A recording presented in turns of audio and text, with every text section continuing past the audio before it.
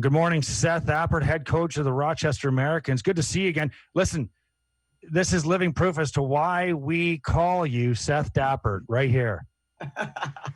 It's good to be on. Thanks for having me. It's certainly kicking off Lamoriello and Friedman, so I'm certainly the leadoff batter in that crew.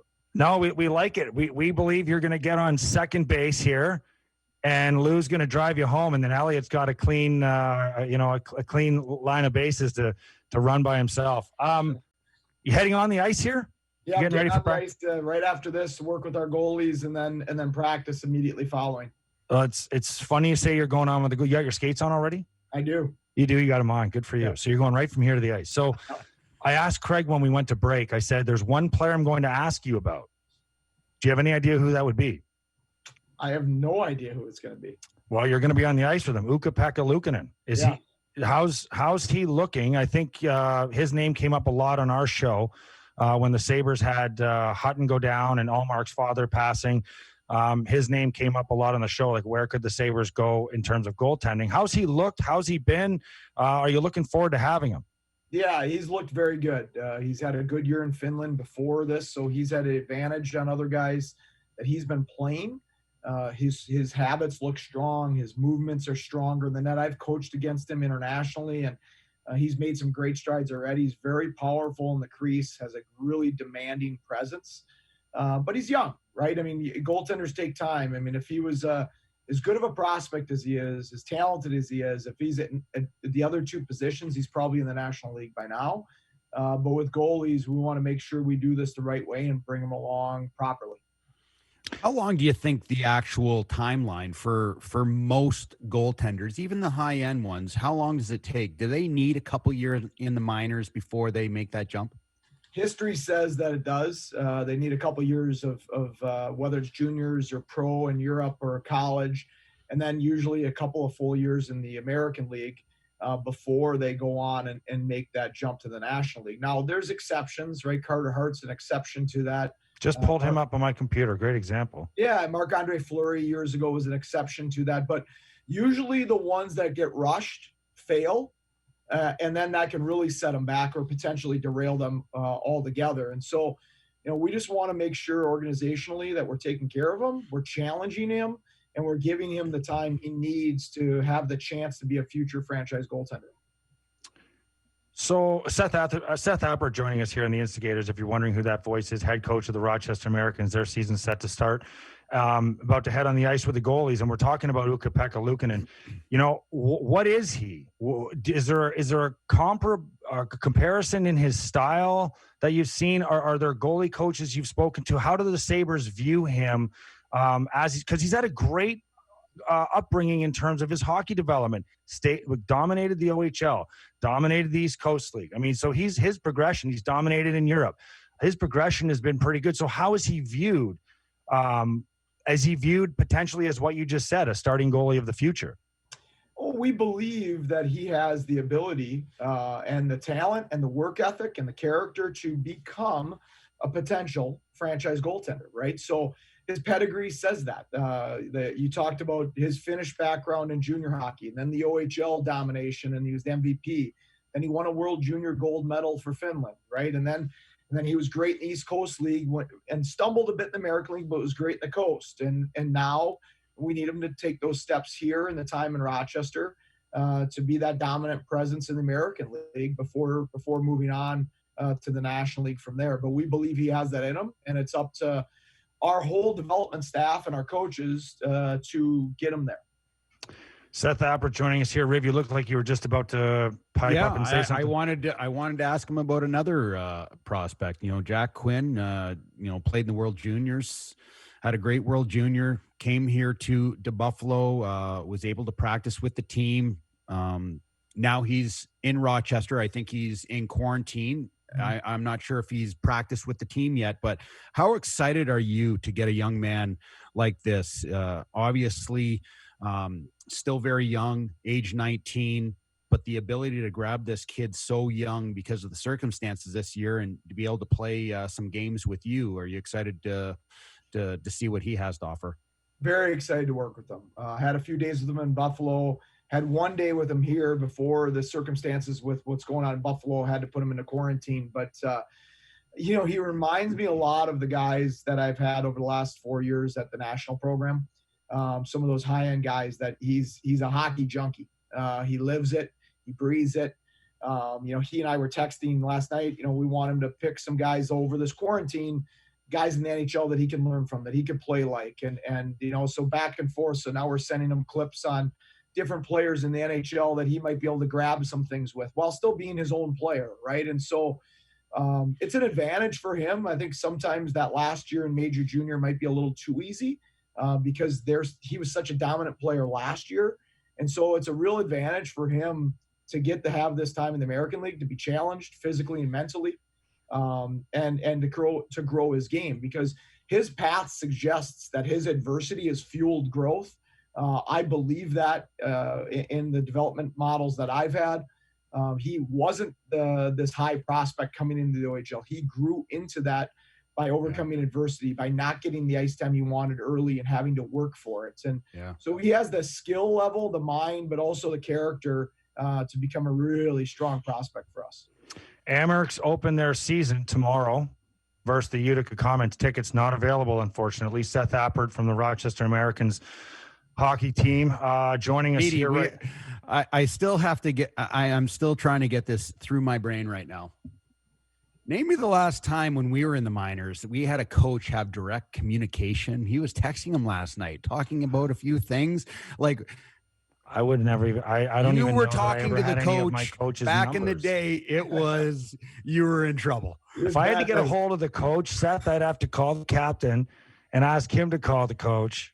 Tell the coach that a guy on his team by the name of Andrew Peters would like to speak with him.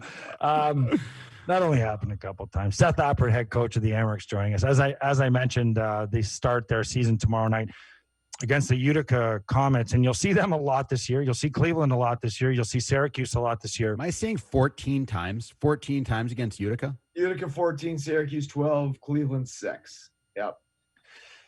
Tell us how a coach prepares for that. Well, I think that in a normal year, you'd kind of be like, wow, this is crazy. But in this year, you're just so happy to play. We're really grateful that the Sabres organization, the Pagulas, decided to make a go of it in the American League this year, because some teams chose not to. And you can understand why in this year. We can't have fans and all those things. And I think it's a real statement by the Pagulas about their commitment to the prospects, to the organization as a whole, that we need to have a quality development here. And so I would have been fine if we had to play Syracuse 32 times. If it means we get to play hockey and we get to practice and train and develop and make this a productive year for our players so they can grow their game within this organization. So how do you prepare for it? I think like a best of 7 series, the first couple games, there's some nuances and some surprises. As you guys know, probably by game 3 or 4, there's no surprises anymore. And now it's about who can impose their will and dictate their style and pace of play on the other. And I'm sure that tensions are going to boil. I mean, you can't play a team that many times without having the blood boil a little bit. And fortunately, we have some guys on our team that can protect their teammates if that happens. Well, I wanted to ask you something, and it's going to sound like a complete, when it comes to professional sports and competition, it's going to sound, just garbage. But I have a serious question to ask you. Because of the situation in the NHL and the number of players that we're seeing get hit with COVID on the protocol list, is there a thought to maybe, again, I know that I'm coming at you admitting you this is going to sound stupid from a competitor standpoint, but in these games, is there a thought like we might have to protect ourselves a little bit from what you just mentioned, or playing all out every single night, because they're going to need our bodies too, probably? No, I don't think that's the mindset. I think as you guys know, any competitor, you put him in front of anything, right? I mean, if Tom Brady was playing you in ping pong, he'd probably try to cut your arm off to beat you in ping pong. And I think that all great athletes and great competitors want to win in anything they do in any moments, right? So the reality is we've had these discussions with Buffalo. I talk to Kevin every morning because of the fluidity of this season. And the guys know that. We've already had guys go up to the taxi squad, other guys come down. I think that there's real opportunity There always is, but even more so this year for guys to get games. And then once you get games, you have the chance to prove that you're a National League player that can stay and help the Sabres win. How So you've excited actually- are these guys? How excited are these guys to even have a job? Because everything seemed like it was going to be shut down, and a lot of these players, they're asking their questions in their head. What do I do next? The season could be shut down. How are these players at the rink right now, knowing that at least you're going to have a 32 game schedule? How excited are these guys at the rink? They've been incredible, and then tough circumstances, right? They aren't gonna, the agreement with the PHP, they're not gonna get full pay this year, but they do need to play. They're excited to play. This is their life's passion, like it was for you guys. They're trying to pursue their dream of playing in the National Hockey League, and they know that they can't sit around for another year and not play, right? So they've been phenomenal. We've had light numbers. We've had guys get called up. We've had guys taking the taxi squad. And there's been times that as a staff, we've looked at each other and we're like, man, we got 7 forwards and 4 defensemen and 1 goalie today. How is this going to be a good practice? And they've found 2 on 2, Seth. 2 on the numbers match. Get the coach in there. Well, we get Webby and Mersey. They get involved. Yeah. How are they doing? Oh, they're awesome. How fortunate am I as a rookie pro coach to have 2 ultimate team guys and competitors like them to lean on. It's been a blast. The guys have been great in the room, but having Webby and Mersey has been a blast. Has Mersey had a contraption made that goes over his shoulders, strapped around his waist, that has 2 strong kind of pulls out with a back support where he could carry his laptop around and always be watching video? He's basically carrying that laptop 24/7. I admire the hell out of him. Webby doesn't have any knees left from all the knee surgeries he's had, but he's still out there getting into guys at the cross check at the front of the net once in a while. And it's been a lot of fun. The energy from the group, but the energy from the staff has been great. Though that's 2 awesome guys to be able to work with. Well, it is. And also importantly, a lot of guys that come from the American League that make it, they don't make it the easy way. When you get called up, a lot of time, you're not going on Jack's line, right? So we need to teach them the hard things. They need to learn how to win puck battles, to be great defensively, to block shots, and be great penalty killers, and things that Webby and Mersey, there's 1,000 games of NHL experience. Those guys made it the hard way by doing little things right. And that's a great role model for what we're trying to teach our guys. Well, good luck to you in a season that no one knows what to expect. I have one more question. Elliot Friedman wrote in his 31 thoughts about the American League and some of the American League teams and guys playing. Are there any guys there that they're all jumbling up into one house? You got 5-6 guys all living together?